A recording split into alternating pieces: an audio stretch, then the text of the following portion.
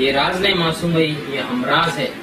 Humraaz textile and tailors. Rajasthan Bengal और जेवरात, कई किस्म के कारपेट, 70,000 किस्म के मुख्तलिफ अशिया एक ही छत के नीचे। क्रेडिट डेबिट कार्ड के इस्तेमाल पर मजीद 10% डिस्काउंट मिलेगा। Basaveshwar circle, Raichur. Mohammed Yasin home appliances wholesale and retail shop. नाज़रीन आदाब, एवन टीवी में आप तमाम का खैर मकदम है। हमारे इलाका हैदराबाद कर्नाटक के सदर मुकाम गुलबर्गा में एक ऐसी अजीम शख्सियत है जिसे कौम का मुदब्बिर कहा जाए तो बेजाना होगा, बल्कि वो सीनियर सहाफ़ी हैं और मुसलसल कई दहों से वो सहाफ़त में खिदमत अंजाम देते आ रहे हैं। न सिर्फ सहाफ़त बल्कि मुख्तलिफ तरीक़ों से कौम मिल्लत की खिदमत वो अंजाम देते हुए आ रहे हैं। इसके अलावा वो खानवादा हज़रत सूफ़ी सरमस्त रहमतुल्लाह अलैह से वाबस्ता हैं और उसी खानवादे के वो चश्मो चिराग हैं। लिहाजा उनकी सूफियाना खिदमत, तसव्वुफ़ में उनकी खिदमत हैं, सहाफ़त में उनकी खिदमत हैं, समाज और माशरे के लिए भी उनकी काफ़ी खिदमत हैं और वो अदीम शख्सियत है बहमनी न्यूज़ के चीफ़ एडिटर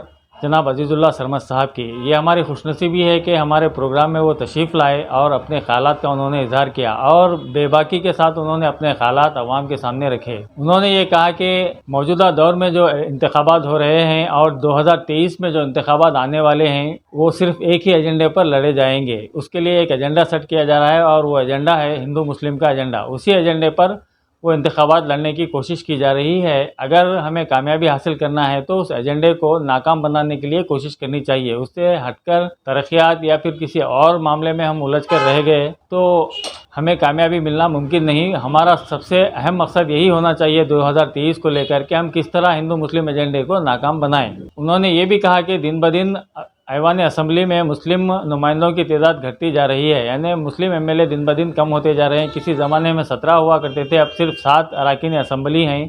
और उन्होंने ये भी कहा कि 2023 में इसी तरह के हालात रहे तो 2 मुस्लिम अरकान असम्बली का जीतना मुश्किल ही नहीं नामुमकिन हो जाएगा। लिहाजा कौम मिल्लत को और खुसूसी तौर पर मुस्लिम कायदीन को इस सिलसिले में फ़िक्र करने की ज़रूरत है। मज़ीद तफसीलात आप उनकी तकरीर के ज़रिए सुन लीजिए। और उनकी पूरी टीम को दो मुबारकबाद देना चाहता हूँ। पहली मुबारकबाद इस बात की कि उन्होंने अपने चैनल के 5 साल मुकम्मल किए। आप सब तालियां बजाइए, मुबारकबाद उनको मिलनी चाहिए, उनके मुस्तैद है। और दूसरी मुबारकबाद है आज के इस प्रोग्राम के इनेकाद की देना चाहूँगा। मुझे अंदाज़ा नहीं था कि ये प्रोग्राम सिर्फ रायचूर कॉन्स्टिट्यूंसी से मुताबिक है। तो करप्शन तो है ही उसके पास, करप्शन को छुपाने के लिए ये रिलीजियस प्रोवोकेटिव का काम था। मुसलमानों को टारगेट बनाया जा रहा है और उसी सूरत में उनकी हुकूमत चली। और मैं ये बात भी आपको कहना चाहूँगा, इस मुल्क को आज़ाद किसने करा? यही मदद से दहशतगर्दी के अड्डे नजर आ रहे हैं। और मुझे अफसोस इस बात का है, अभी हमारे